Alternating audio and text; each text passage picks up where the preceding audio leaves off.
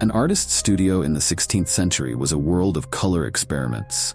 Soft light filtering through the windows, palettes arranged meticulously, and a spectrum of colors filling the room.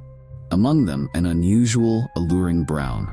It's deeper, almost hypnotic, with a richness that no other pigment seems to capture. This was mummy brown, a color unlike any other, crafted from an ancient and macabre source.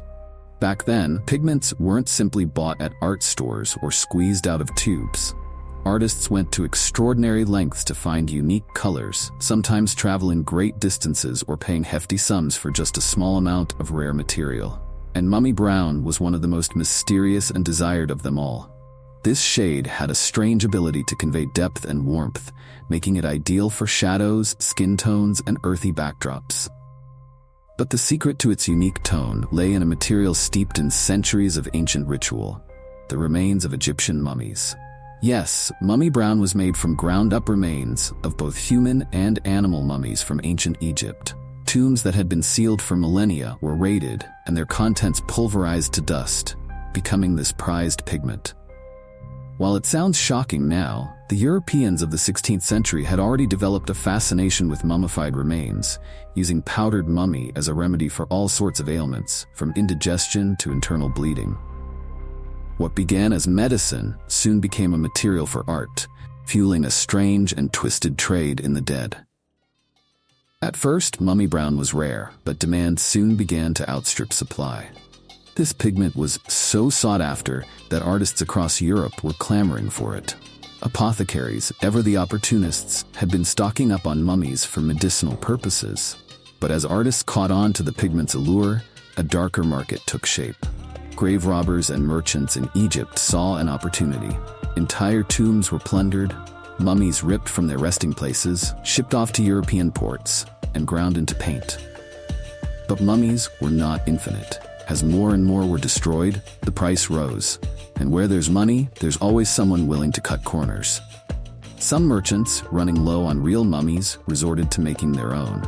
They would take freshly deceased bodies, wrap them in linen, coat them in resin, and sell them as authentic mummies. Buyers, often eager to cash in on the mummy trade, didn't care to ask questions.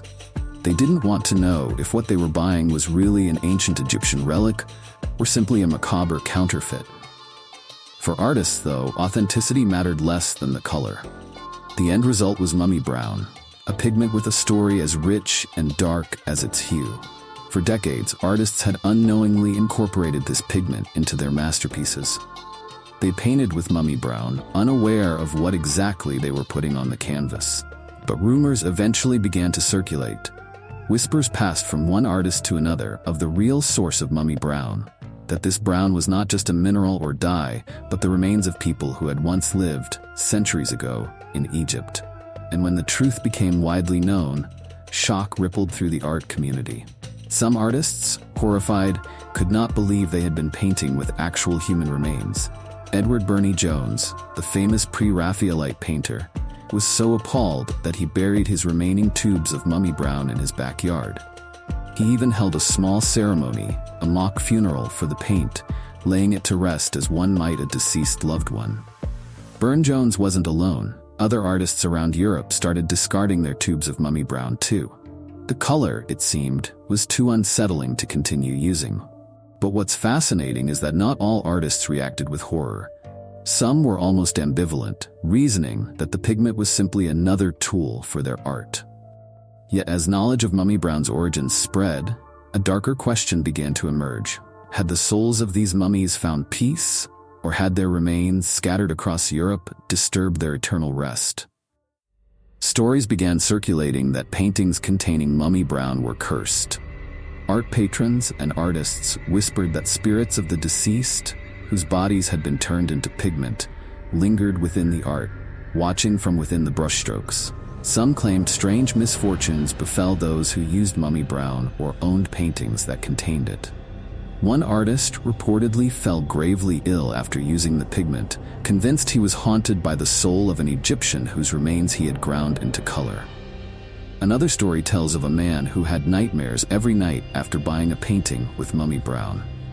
In his dreams, an ancient figure would stare at him silent, as if demanding to know why he had disturbed their rest.